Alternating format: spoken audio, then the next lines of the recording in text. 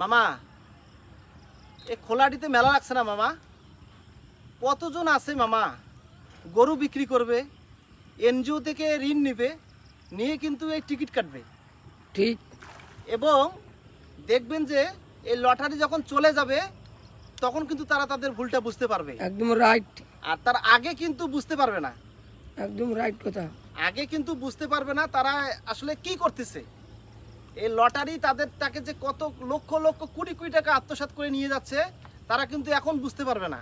না এবং ঠিক তারা তখন ঠিক। বুঝতে পারবে যখন এই মেলাটা চলে যাবে, তখন সে সালে অনুতপ্ত হবে যে আসলে এই টাকাগুলো আমি যদি আমার পরিবারের পিছনে ব্যয় করতে পারতাম, এই টাকা দিয়ে যদি আমি কিছু কিনে খেতে পারতাম।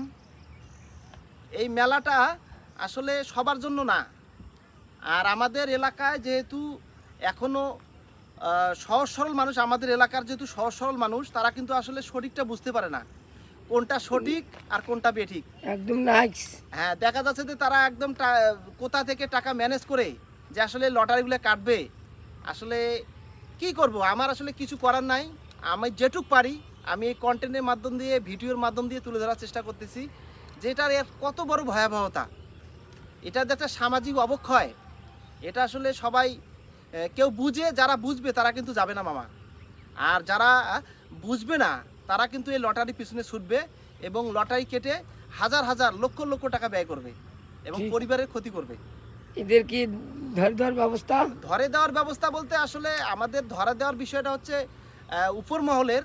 আমরা হয়তো এখানে কথা বলতে পারতেছি, আসলে বন্ধ করার ক্ষমতা কিন্তু আমাদের নাই। এই লটারি বন্ধ করার ক্ষমতা কিন্তু আমাদের নাই। আমাদের কি করার ক্ষমতা আছে?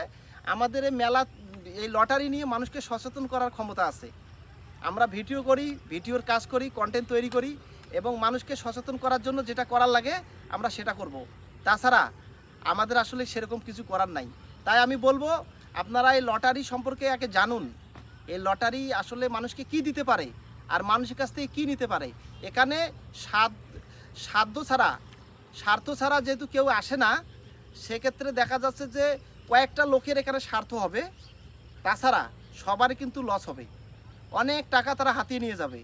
তাই আমি বলবো আপনারা সচেতন হন এবং আপনার পরিবারের যারা সদস্য আছে তাদেরকেও এই বিষয়ে অবগত করেন যে লটারি চলবে না, লটারির টিকিট কাটা যাবে না।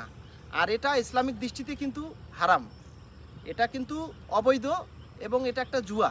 আমরা সবাই অবগত আছি যে এটা একটা জুয়া। আমরা কিন্তু এই লটারির বিরুদ্ধে সব সময় কথা বলবো।